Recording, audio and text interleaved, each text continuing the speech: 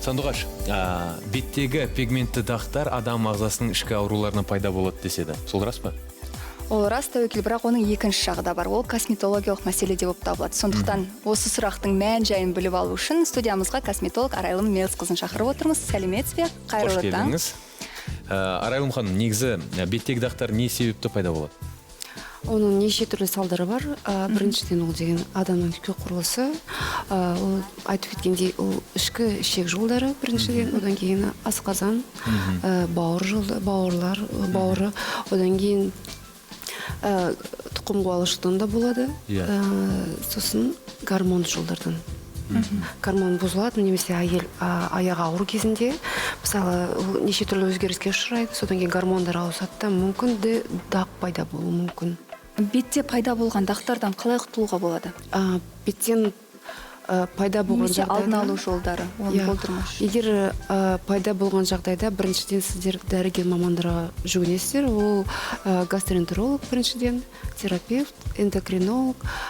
Одан кейін сіздер бәрін өтіп біткеннен кейін, одан кейін косметолог дәрігеріне барасыздар. Мысалы, ол неше түрлі анализдер тапсырасыздар.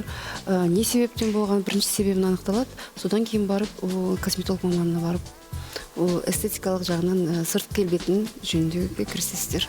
Қазір көбінде қандай түрлер тарап жатыр?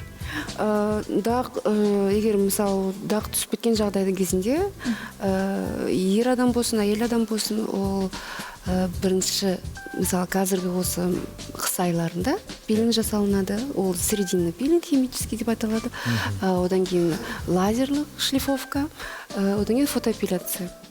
Бірақ оны да міндетті түрде бәр адамға жасау, ол бірінші өз адамның жеке несіне байланысты. Ол да дәрігердің кеңесінен кейін? Ол да дәрігердің кеңесінен кейін, былай өзіңіз өз бетінше барып, оны жасай салуға да болмайды. Бәрі дәрігерден кейін өтеді оның бәрі.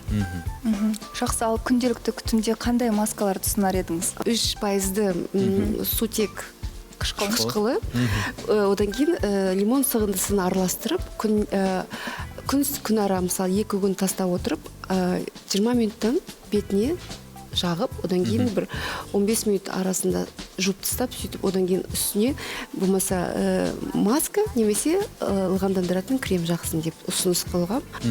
Ал бұл сіз айтқан маска түрі ер адамдарға көмектесе ме? Ер адамға да көмектеседі, әйел адамға да көмектеседі, жалпы. Жақсы. Арайлым ханым, студиямызға келіп, осындай кеңестеріңізбен, ақпараттарыңызбен бөліскеніңізге үлкен рахмет. Құрметті көрермендер, бағдарламамызды әрі қарай жалғастырамыз. Бізбен бірге болыңыздар.